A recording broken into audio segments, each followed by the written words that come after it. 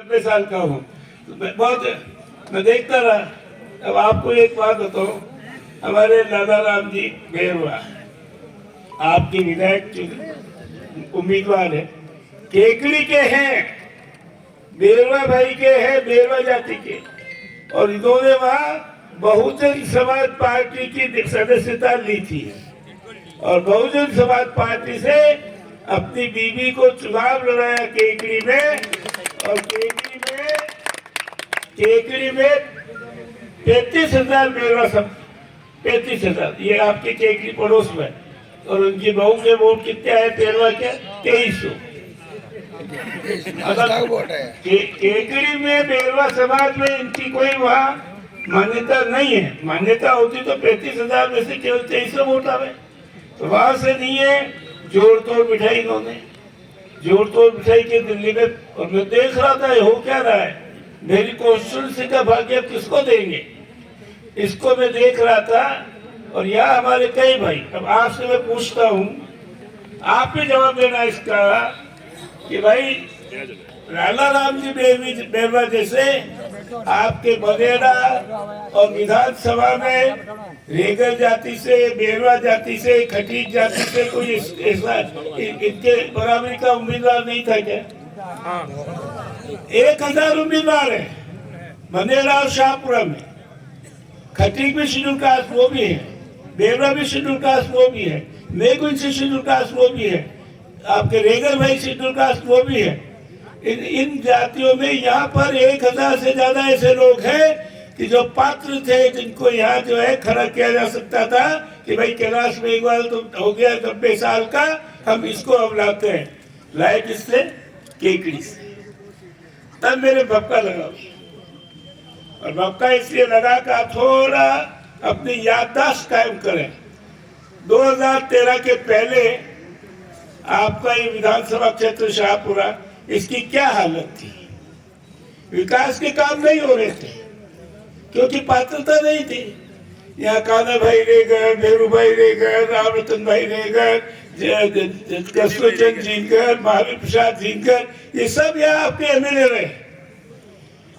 लेकिन ये आप याददाश्त तेज करो कि किसी के वक्त में कोई काम हुआ विकास का?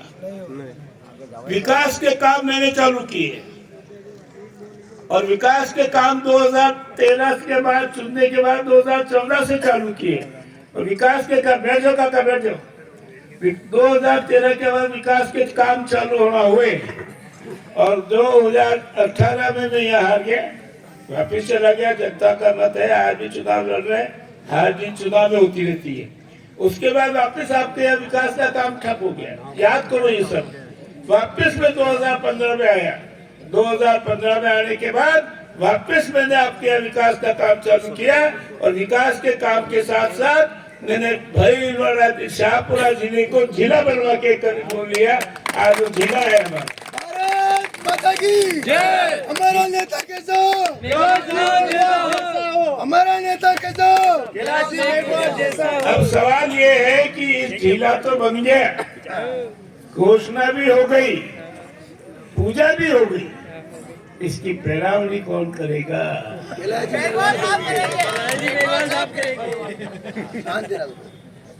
और मेरे दिमाग में यह आया कि जिस आदमी को केकड़ी से लाए हैं, वो मेरे जो उपलब्धियां है विकास की, और सबसे बड़ी उपलब्धि है जिला बनने की। जिला का मतलब है अभी जितने विकास हुए हैं उससे दूने तिगुने विकास होंगे गांवों में और नगर में, और सारे शाहपुरा की काया पलट हो जाएगी। ऐसी स्थिति पैदा करने वाले मैं भाई लाला राम बेरवा को नहीं मानता। और यहाँ से फिर कई लोगों के आए, जब नाम बात आया, मैंने तो 6 दिन पहले घोषणा की, यहाँ से नाम जब आया लाला राम बेरवा का, तो अपनी विधानसभा के एक कोने से दूसरे कोने तक, अरे साहब आप आके लड़ लो, ये कौन आ गया हमारे यहाँ, हमारा स्थिर नहीं होता तो बर्दाश्त करते, बाहर से ले आए जो हमसे यहाँ से ज्यादा काबिल नहीं। यहाँ जो लोग हैं विधायक बनने के पात्र, उनसे ज्यादा काबिल नहीं है, इसको ये हमारे पे थोप दिया, आपको वापस आके लड़ना पड़े। बहुत आया, बहुत मुझे आमंत्रण आया, और मैंने भी सोचा कि जहाँ विकास की मैं लाया हूँ, इस विकास को आगे बढ़ाना है तो मैं भी और जी लूंगा। अभी परिणाम तो करीब है, तो 89 का बना लूं, 2 साल और बढ़ जाएंगे तो 95 हो जाऊंगा। तो मैंने कहा अपने 5 साल 6 साल और जी के और शाहपुरा विधानसभा क्षेत्र की सेवा के लिए चलो, ये भावना थी, जिसके कारण आज आपको भी एक 50-60 साल से जिस पार्टी में था, और मैंने पार्टी जो है इंडिपेंडेंट हूँ, पार्टी छोड़ के मैं किसी पार्टी में नहीं गया हूँ। और मैं इसलिए नहीं गया हूँ इंडिपेंडेंट कि मैं दोनों पार्टियों के लोगों से, चाहे जयपुर में हो चाहे यहाँ हो, उनका आशीर्वाद लेके शाहपुरा के जिले को ऐसा जिला बनाऊंगा 5 साल में कि आपके पीढ़ियों तक आपके आने वाली शिक्षा के क्षेत्र में बढ़ाएंगे। आपके यहाँ केवल 1967 में एक कॉलेज था, 1967 में प्रताप सिंह बालक महाविद्यालय शाहपुरा में 1967 में। उसके बाद मैंने 5 कॉलेज बढ़ा दिए।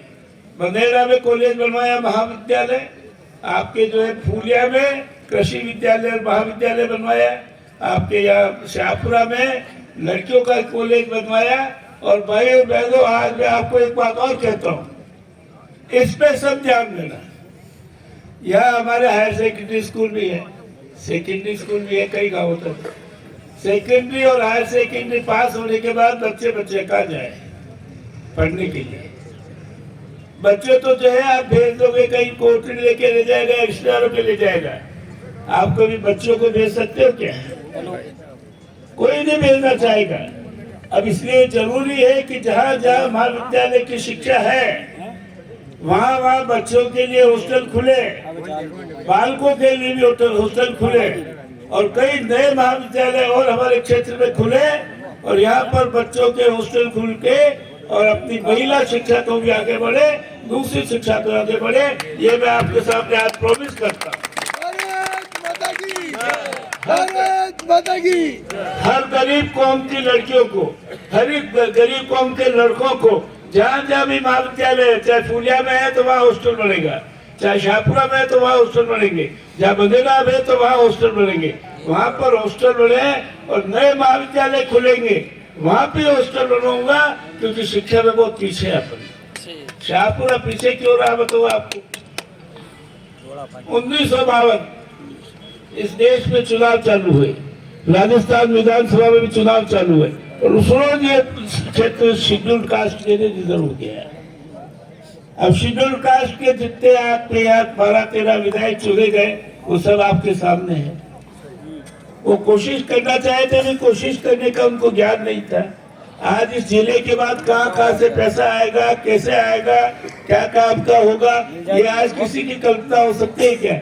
मुझे वो सारी कल्पना, मैं मिनिस्टर भी रहा हूँ, स्पीकर भी रहा हूँ, सारे विधायक जो है वो भी रहा हूँ, और सब कौमों के लिए, मुस्लिम समाज के लिए भी, जाट समाज के लिए भी, अपने देवरा समाज के लिए भी, सब समाजों के लिए, वैश्य समाज के लिए भी नए नए बोर्ड बने हैं। उन बोर्ड से पैसा कौन लाएगा?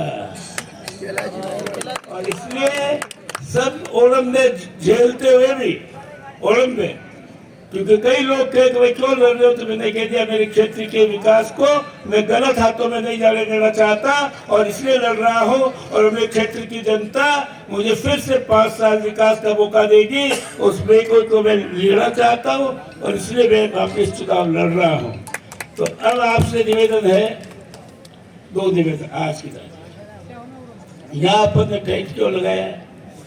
सरकार ने बाहर इजाजत नहीं दी, ये अपना कारण, घर में सरकार की जरूरत नहीं, हमने टैंक लगाया, हमने मीटिंग कर ली, जुलूस निकालने की इजाजत नहीं है। ये आपसे इसलिए निवेदन करना हो कि मैं जब जाऊँ कि मैं फार्म भरने जा रहा हूँ तो हम भी चले बोले, यहाँ आपके लिए खाने का इंतजाम है, वह सामने है। मेरे जाने के बाद हम फार्म भर के जावे, आधा घंटे में आ जाएंगे, तब तक आप भोजन कीजिए, आराम कीजिए, और फार्म पेश करके आपके पास आएंगे वापस, तब आपसे विदाई देंगे, मैं दूंगा, और तब आप जाइए। बड़ी दूर से आए हैं आप, तो थोड़ा घंटा पर रुक भी लेना, पर इस दरवाजे के बाहर या सड़क पे आप मत आना। ये मैं इसलिए निवेदन करना हूँ कि हर आदमी का फर्ज होता है कि कानून की पालना करे। हमारे राम प्रसाद जी गए थे एसडीओ के यहाँ कि सब हम जुलूस निकालेंगे, नारे भी लगेंगे। उन्होंने कहा भाई ये इलेक्शन कमीशन का ऑर्डर है। इस इलेक्शन कमीशन ने कहा है कि नारेबाजी करके फार्म भरने जाना मना है। अब कोई चला जाता है उसमें क्या करे, लेकिन मना है। मैंने कहा जब मना है तो अपन उस कानून को पालन करेंगे। और अपना जो काम है वो कर लिया है। वहां भी जाके भाषण तो देता मैं आपको, वहां भी जाके आप नारे लगाते, तो आपके नारे भी याद लगते हैं। आपने सब बात मेरी सुनी भी है और इसलिए आपसे एक रिक्वेस्ट है, विनम्र प्रार्थना है, यहाँ बैठिए, आइए। एक साथ आप जाएंगे तो भोजन मिलेगा नहीं, क्योंकि व्यवस्था करने में टाइम लग रहा है। ये कल्पना नहीं थी कि आप लोग इतनी संख्या में पधार जाओगे मुझे आशीर्वाद देने, लेकिन मिलेगा भोजन सबको धीरे धीरे। पहली बार 50 आदमी जीव ले, फिर दूसरी बार जीव ले, फिर तीसरी बार जीव ले। तो रसोड़ा आज सवेरे चालू हुआ है 11 बजे, तो ये चलता रहेगा लगातार। तो आप कब पढ़ो, आपस में चुनाव के हिसाब से बात करो। और ये सब बात करने के बाद यही विजय माता है, बहनें भी आई आज बहुत, इनका भी आभारी हूँ। इन सब ने कष्ट किया है और इसलिए मैं निवेदन करता हूँ कि मेरी दो बातें जो मुझे कहनी थी कि चुनाव क्यों लड़ रहा हूँ, क्या हुआ चले कि आगे बुलाने के भाषण दे, वो फार्म देने जाना। तब आपका आशीर्वाद है, भाषण देने फार्म भरने जाओ।